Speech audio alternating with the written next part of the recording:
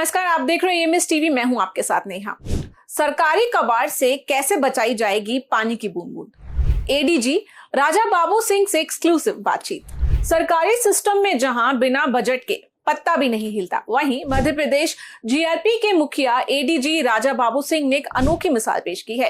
EMS TV के साथ हुई एक खास बातचीत में उन्होंने बताया कि कैसे प्रशासनिक इच्छा शक्ति के दम पर थानों में पड़े बेकार कबाड़ और पाइपों का इस्तेमाल करके 29 भवनों में roof rain water harvesting system चालू कर दिया गया। पर्यावरण के प्रति गंभीर और सहज स्वभाव के धनी राजा बाबू सिंह का ये जीरो बजट मॉडल इस मानसून पानी बचाने का सबसे बड़ा जरिया बनने जा रहा है। इस वक्त हमारे साथ मौजूद है ADG rail Raja Babu Singh ji. Sir, आपका बहुत बहुत स्वागत है EMS टीवी में। Thank you. और आपने जो पहल की है उसके लिए भी आपका ढेर सारा अभिनंदन। सर, अमूमन देखा ये गया है कि जितनी भी सरकारी जो फाइलें होती है वो बिना किसी बजट के आगे नहीं बढ़ती हैं, लेकिन आपने बिना किसी अतिरिक्त बजट के सरकारी 29 भवनों में इस सिस्टम को खड़ा कर दिया। इसके पीछे की क्या रणनीति रही? देखिए, मैं डाई हार्ड इन्वायरमेंटलिस्ट हूँ।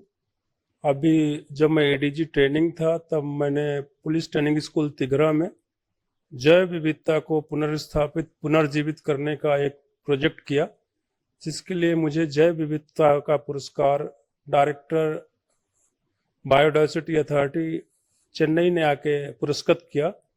तो मैंने सोचा एज एडीजी रेलवेज कि जितने भी हमारे ये जीआरपी के शासकीय भवन हैं, चाहे मेरा हेडक्वार्टर हो या 3 हमारी पुलिस लाइंस हैं इंदौर, भोपाल, जबलपुर में, 3 पुलिस अधीक्षक उनके ऑफिस और उनका आवास है, साथ ही 28 जो पुलिस स्टेशन और चौकियां हैं हमारी 20, क्यों नहीं इनमें जो रूफ रेन वाटर हार्वेस्टिंग का सिस्टम में लगाया जाए। एक संदेश दिया जाए कि वर्षा जल संचय में, वाटर को हार्वेस्ट करने में हम अपनी जिम्मेदारी निभाएं। आज आप देखें कि मीठे पानी के स्रोत हमारे सीमित हैं, 3% ही हैं टोटल। जनसंख्या हमारी 145 करोड़ होने जा रही है देश की। वाटर कंजप्शन का पैटर्न चेंज हुआ है। अब आप देखें, जब जो अर्बनाइजेशन बढ़ रहा है, बहुत ज़्यादा पानी इस्तेमाल करते हैं शावर के रूप में या एक्वागार्ड के रूप में, या जो हमारी कपड़े धोने की मशीनें हैं। एक समय था जब लोग सस्टेनेबल यूज करते थे वाटर का, आप जो है अनमाइंडफुल यूज कर रहे हैं।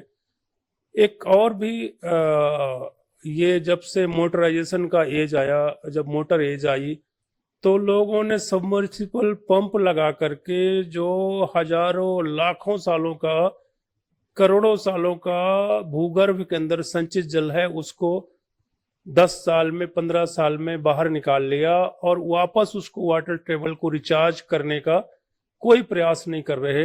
अब आप देखें, ट्यूबवेल जहां 100 फीट पे था, अब 300, 400, 500 फीट वाटर टेबल नीचे जा रहा है। तो अब हमारी सभी की जिम्मेदारी बनती है कि हम वर्षा जल संचय करें, रेन वाटर हार्वेस्टिंग करें।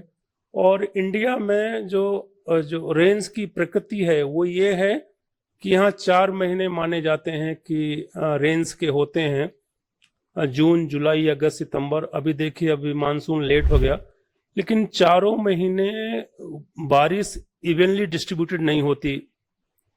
मोटा मोटी 75 दिन, 70 दिन बारिश होती है। फिर अगर होती भी है तो 24 घंटे नहीं होती, मतलब 1-2 घंटे, आधे घंटे बारिश हुई, यानी यहाँ पे रन ऑफ बहुत ज्यादा होता है।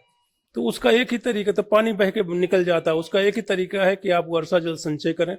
तो इसके लिए मैंने सोचा कि जीआरपी की तरफ से एक उदाहरण पेश किया जाए। मैंने निर्देश दिए सारे थानों चौकियों को कि वो आप रेन वाटर हार्वेस्टिंग करें और इस सिस्टम को लगाएं। क्योंकि हमारे पास फंड नहीं है, इसका अलग से कोई प्रावधान नहीं है। तो नगर निगम, नगर पालिका, नगर पंचायत, रेलवेज, जहाँ से भी संभव हो आप उनसे संपर्क करें।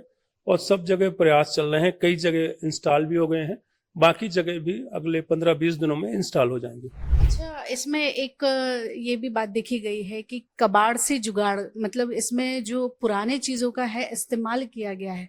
तो आपको ये आइडिया कहाँ से आया? मैंने बताया नहीं कि मैं डाई हार्ड एनवायरमेंटलिस्ट हूँ, गांव का हूँ, प्रकृति से मेरा प्रेम है। अभी मैंने PTS तिघरा प्रोजेक्ट किया, तो मैं जानता हूँ जितने भी हमारे प्राकृतिक संसाधन उनकी कीमत जानता हूँ, पानी की कीमत जानता हूँ। तो मैंने सोचा कि जो वर्षा जल संचय है उस पे भी हमारा अपना कंट्रीब्यूशन होना चाहिए। इसके लिए हम ये वाटर हार्वेस्टिंग कर रहे हैं। अच्छा, ये जो सिस्टम जितने सरकारी भवनों में ये लगने हैं, और इसके थ्रू इस मॉनसून में कितना मतलब लाख लीटर पानी जो है वो उसे संचय करने के लिए मतलब टारगेट रखा है? देखिए, इसका कोई क्वांटिफिकेशन तो नहीं किया जा सकता क्योंकि अभी हमें पता ही नहीं कि रेंज कितनी होगी।